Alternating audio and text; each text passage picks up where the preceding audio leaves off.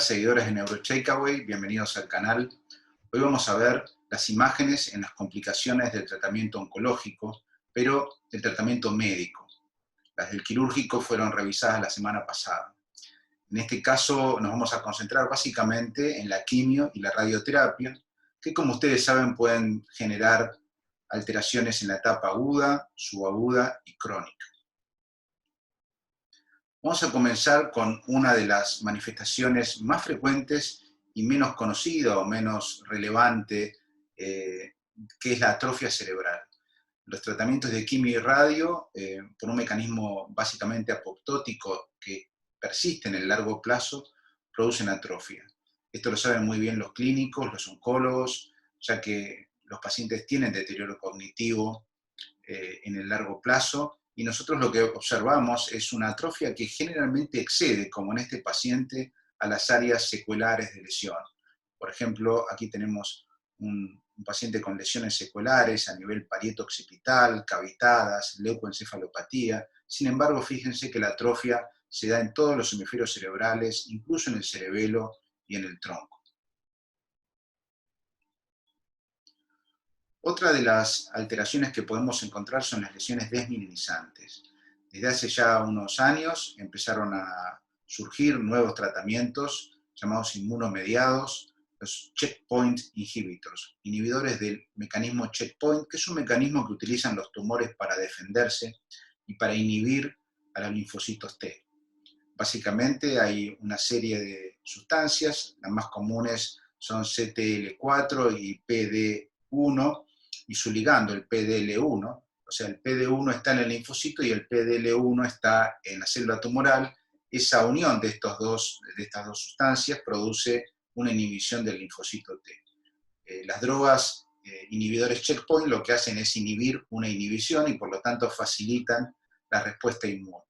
Lo que se ha visto es que pacientes que tienen una susceptibilidad para tener un mecanismo inmunomediado, ya sea una enfermedad previa o predisposición a esta enfermedad, van a generar lesiones. Y en el cerebro, por ejemplo, esto se ve muy bien en pacientes que tienen esclerosis múltiple o pacientes que pueden generar mecanismos inmunomediados con distintos anticuerpos. En este caso, un paciente con melanoma, que es uno de los tumores que fue el primero que se utilizó, en el cual se utilizaron estas drogas, tratado con pembrolizumab, tiene lesiones a nivel de los tractos córtico-espinales, a nivel del cuerpo calloso, y estas lesiones, si se retiran las drogas, normalmente son reversibles. Bueno, hay mucho escrito en los últimos años sobre esta complicación. Lo importante es que nosotros podamos reconocerla, y para eso tenemos que tener el antecedente clínico de lo que está recibiendo nuestro paciente. Otra droga muy usada hoy en oncología, la capecitabina, es una predroga o prodroga del 5-fluoracilo, que es un tratamiento oncológico que se usa hace muchos años. Puede producir también leucoencefalopatía. Esta era una colega que tenía CA de mama, fue tratada y presentó un cuadro confusional, y aquí lo que vemos son lesiones en la sustancia blanca en el cuerpo calloso con extensión al forceps major, también distribuidas en forma bastante simétrica por el centro oval, con restricción en la secuencia de difusión. Esto probablemente es por un mecanismo de edema de la sustancia blanca, quizás excitotóxico, como ya hemos visto en otros casos, y al retirar la droga fue absolutamente reversible. El metotrexate, otra droga clásica para las leucemias, sobre todo las leucemias de los niños, de los jóvenes, indispensable porque es sumamente efectiva, sin embargo tiene algunas complicaciones. Una de ellas es este síndrome desmielinizante unilateral, a veces es bilateral, pero frecuentemente es unilateral, que produce un síndrome stroke-like. El paciente presenta una hemiparesia relativamente aguda, contralateral, y lo importante es que en el T2 y en el FLAIR normalmente no se ve mucho. Aquí tenemos una imagen prácticamente normal, quizás hay una hipointensidad de la sustancia blanca, pero lo que sí observamos claramente es la restricción focal en difusión y que se ve hiper en difusión e hipo en ADC. Esto es reversible en general al retirar la droga. A veces queda alguna pequeña imagen en el T2 en forma crónica, pero en general andan muy bien al sacar la droga. Con respecto a otros mecanismos, que son los mecanismos inflamatorios del tratamiento médico, ahí hay mucho escrito, sobre todo con el concepto que surgió hace ya unos cuantos años de pseudoprogresión. Es decir, con el tratamiento quimio y radioterápico se genera una inflamación. Esta inflamación se puede confundir con progresión tumoral en agudo. Básicamente lo que se observa es refuerzo para el contraste y edema. Principalmente está dentro del área de la radioterapia. El tiempo en el cual aparece, arbitrariamente se consideran hasta 6 meses, pero la mayoría ocurre en los primeros 3 meses. La frecuencia es alta para los tumores primarios del cerebro, el glioblastoma, por ejemplo, que es donde más se ve esta alteración, es entre el 20 y el 30%. Generalmente es reversible, pero a veces puede evolucionar a necrosis. En más del 90%, cuando ocurre en un glioblastoma, estos tienen la metilación del promotor del gen MGMT, y la mayoría son asintomáticas. Si es sintomática, lo cual ocurre más o menos un 20-30% de los casos, el tratamiento habitual son los esteroides y eventualmente antiangiogénicos.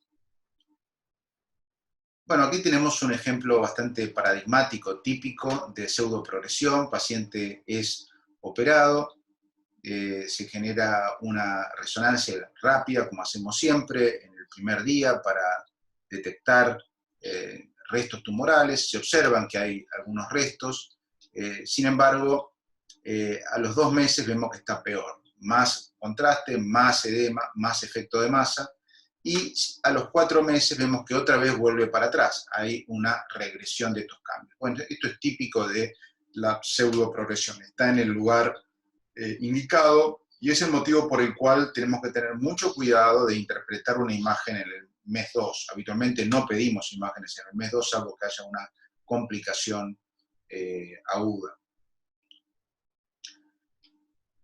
¿Cuándo estamos relativamente confiados que tenemos verdadera progresión? Bueno, hay algunos tips, algunos indicios. Cuando tenemos diseminación al cuerpo calloso, cuando hay compromiso subependimario, bien subependimario, cuando hay refuerzo multifocal, esos son datos a favor de verdadera progresión tumoral.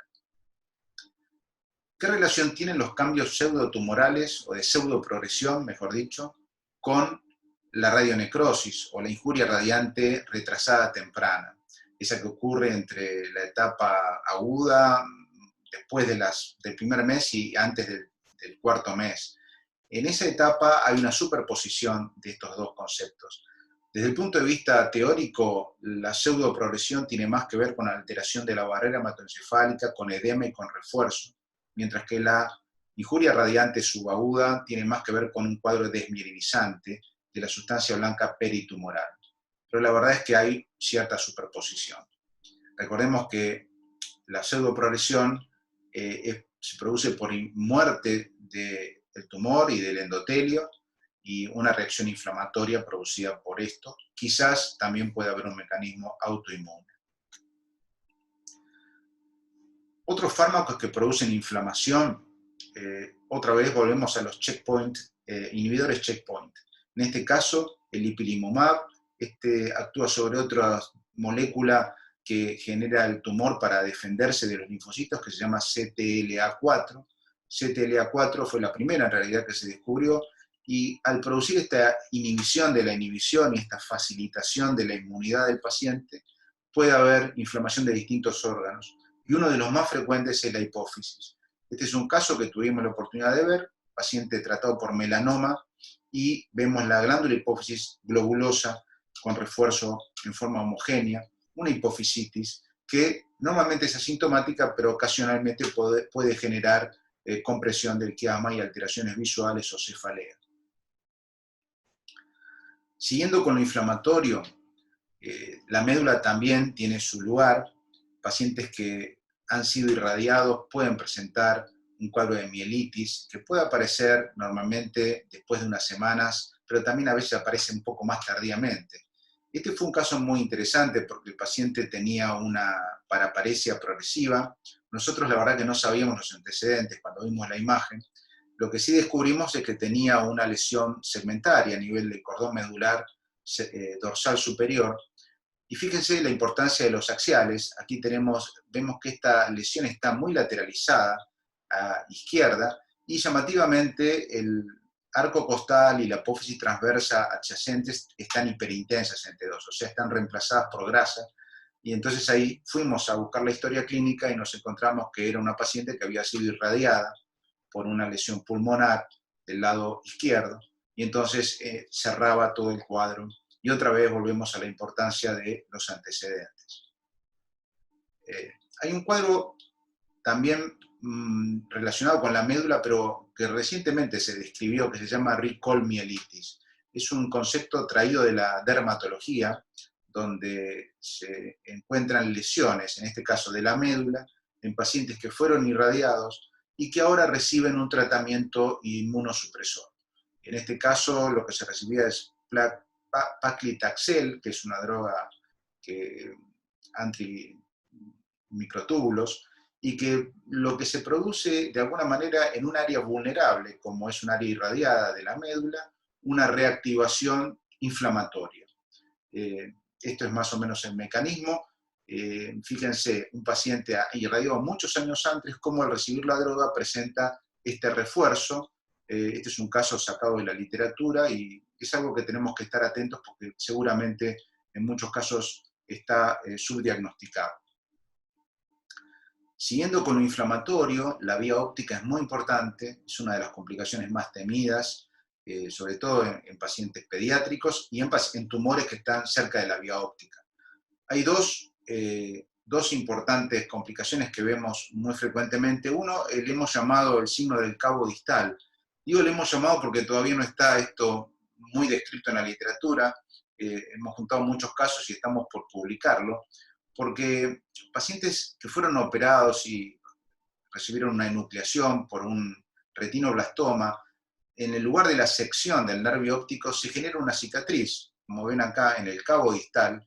Esta cicatriz persiste, pero la verdad es que es muy complicado diferenciar en un estudio esa cicatriz de una recaída del tumor o una infiltración por la enfermedad de base.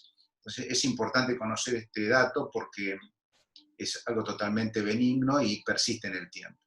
Por el otro lado, en el caso de la derecha, es un paciente que había sido irradiado y tiene una injuria del quiasma óptico con refuerzo con el contraste de un tumor del lóbulo temporal, pero el marco, digamos, la planificación de la radioterapia involucra a la vía óptica.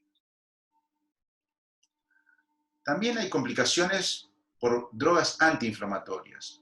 Y aquí se destaca sobre todo el bevacizumab, una droga antifactor del crecimiento vascular endotelial. También el cediranib puede producir lo mismo. Son drogas que básicamente son muy potentes antiinflamatorios. Disminuyen rápidamente el refuerzo y el edema.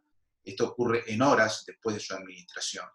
Esta es una pseudonormalización porque en realidad todavía no lesionaron al tumor, simplemente lo que produjeron fue una inhibición muy rápida del leakage que tiene la barrera de los tumores.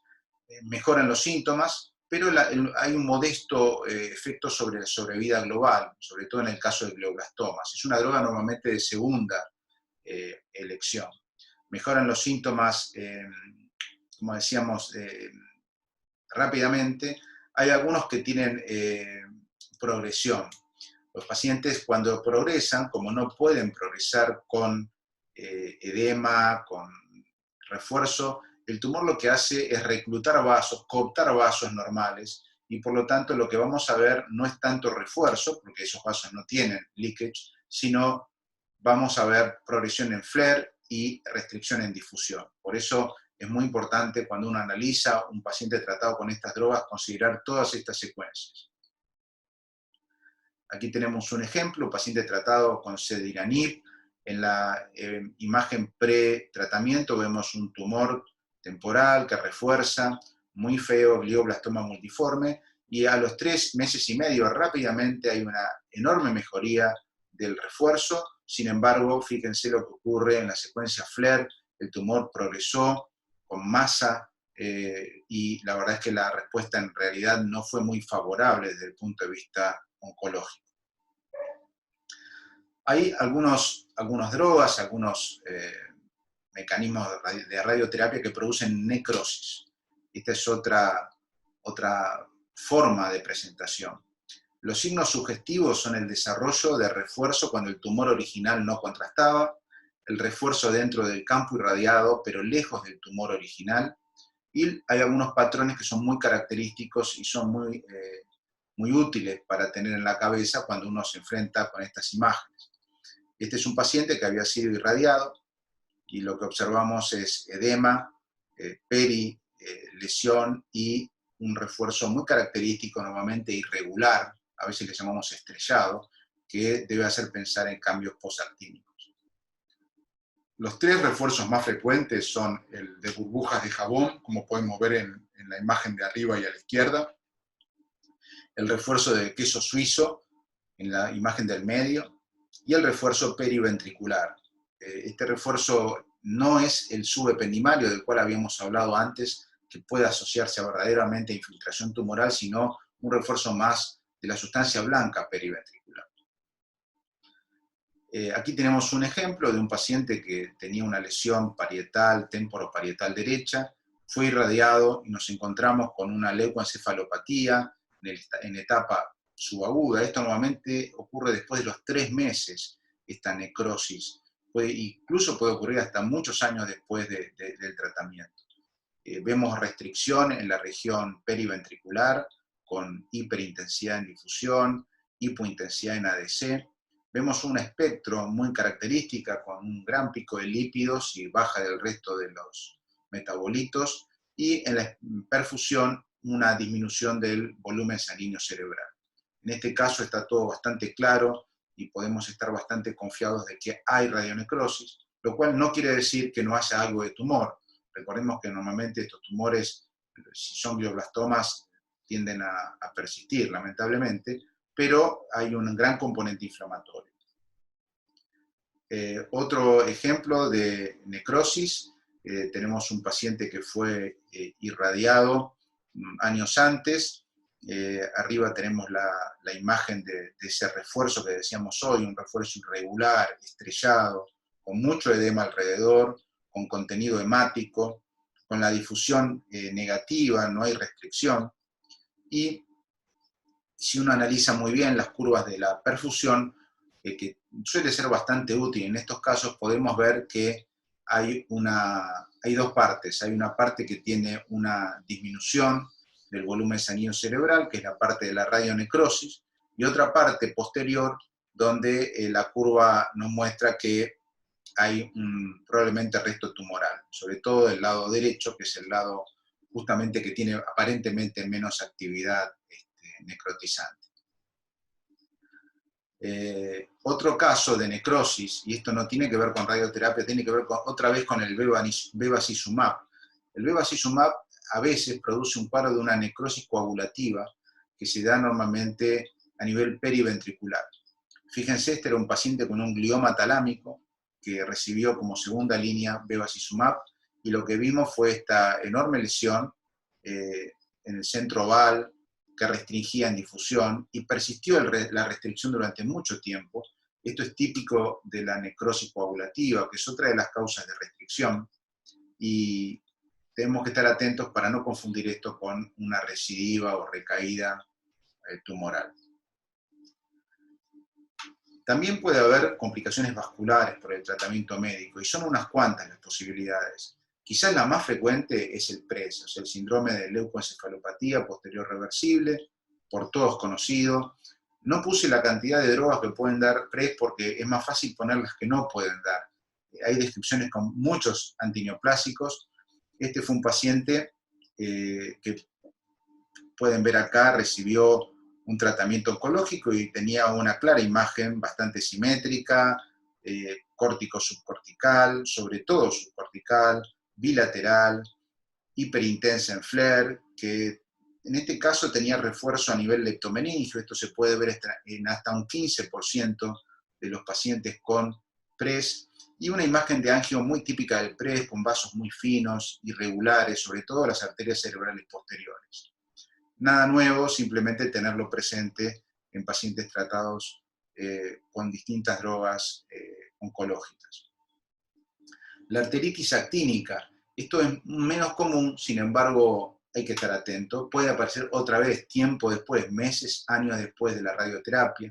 Este era un paciente con un craneofaringioma que tenía un resto calcificado a nivel celar supracelar, había sido irradiado de chico, y lo que encontramos fue imágenes de cerebelitis actínica, bilaterales, simétricas en el marco de la irradiación, y también un stroke, un infarto en el territorio silviano izquierdo, que cuando hicimos la angio claramente estaba asociado a una arteritis de la arteria cerebral media izquierda. Muchas veces esto genera cuadros de tipo moya-moya, con estenosis bilaterales de las arterias carótidas internas a nivel distal, e incluso formación de pequeños vasos de revascularización tipo moya-moya. También ocurre lo mismo en el cuello.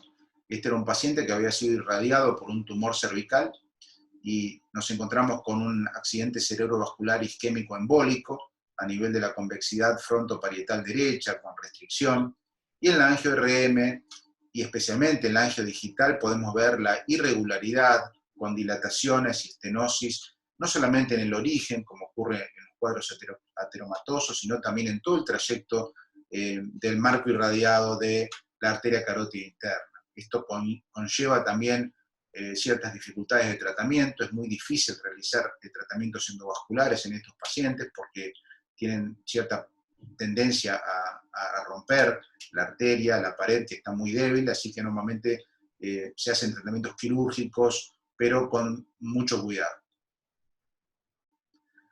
Además de estas alteraciones, y siguiendo con las complicaciones vasculares, están las alteraciones de las pequeñas arterias. Las pequeñas arterias, después de la radioterapia, también sufren y pueden generar calcificaciones de estas paredes vasculares, que son muy típicas. Aquí a la izquierda tenemos un caso típico de un chico que había sido irradiado, y lo que vemos son calcificaciones córticos subcorticales en los núcleos basales. Normalmente son bastante bilaterales y normalmente son asintomáticas. Sí, la otra complicación es la de los cavernomas. Como ustedes saben, los cavernomas son malformaciones vasculares crípticas que pueden ser congénitas, pero muchas veces son adquiridas, y una de las causas más frecuentes es la radioterapia. Generalmente son asintomáticas, pero a veces pueden ocasionar crisis epiléptica, o en el caso de microsangrados pueden dar distintos tipos de síntomas. Aquí tenemos una cavernoma muy característico, un tipo 1 de la clasificación de Sabramsky con hemorragia reciente, y acá atrás un tipo 4 con un solo foco hipointenso en GRE. Cuando vemos la reso de estos pacientes, siempre es bueno tener o la fase o una tomografía para diferenciar calcio de cavernoma. Y la trombosis venosa, otra complicación. Esto es muy común con ciertas drogas. Una de las más frecuentes es la L-asparaginasa, utilizada para el tratamiento de las leucemias. Este paciente tenía lesiones bilaterales, hemorrágicas, pero cerca de la línea media, y en la angio-TC que se hizo y que siempre se debe sospechar cuando hay un paciente recibiendo esta droga, se hizo una angio venosa y observamos el trombo en el seno sagital superior. Estos pacientes hay que diagnosticarlos porque deben ser tratados con anticoagulación en general, porque esta droga es muy útil y entonces normalmente no se puede sacar si uno quiere curar la leucemia. Algo más nuevo es el síndrome SMART. Este es un síndrome caracterizado por stroke-like, con hemiparesias, migraña, hemicrania, a veces convulsiones focales, vinculado con pacientes que fueron irradiados.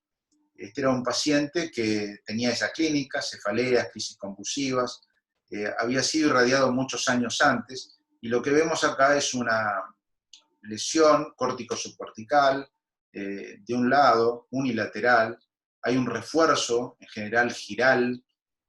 Normalmente el comportamiento en difusión es variable. Aquí tenemos un área pequeña de restricción y la mayoría de la lesión no restringe. Y en la angio podemos ver distintos patrones, pero uno que se puede ver es el aumento del flujo sanguíneo cerebral. Como vemos en la imagen de la perfusión, hay un aumento del flujo del lado comprometido. Son cambios vasculares crónicos de la vasoconstricción y vasodilatación, de la vasorregulación, que pueden generar esta clínica y normalmente es reversible, pero puede ser recurrente. Vamos a otro tema, otra complicación son las infecciones. Cuando vimos complicaciones quirúrgicas hablamos de infecciones producidas por la cirugía o durante la cirugía. Acá vamos a hablar de las producidas por la inmunosupresión del tratamiento médico. Un ejemplo es el aspergillus. La aspergilosis es muy frecuente en el tratamiento crónico con drogas inmunosupresoras. Hay muchos patrones, el más común es el de la presencia de los granulomas, típicos, como podemos ver acá, estas imágenes con refuerzo periférico, con estos mamelones periféricos que restringen en difusión, un contenido que normalmente no restringe, pero también hemos visto distintas otras formas, como stroke producidos por invasión, como lesiones típicas de abscesos similares a los bacterianos, y generalmente ahí lo que hay que tener también es la visión del tórax, que puede ser de mucha ayuda, como en este caso, donde se ve una lesión cavitada también bastante sugestiva. Y vamos a los tumores. Lamentablemente el tratamiento de un tumor puede generar otro tumor. Este fue un ejemplo de un niño que tenía un meduloblastoma, había sido tratado y tiempo después aparece esta imagen en el pedúnculo cerebeloso medio derecho que capta contraste y bueno, se pensó que podía ser recaída de la enfermedad de base, aunque era en un lugar un poco atípico, y sin embargo la biopsia mostró que fue un glioblastoma multiforme, uno de los posibles segundos tumores.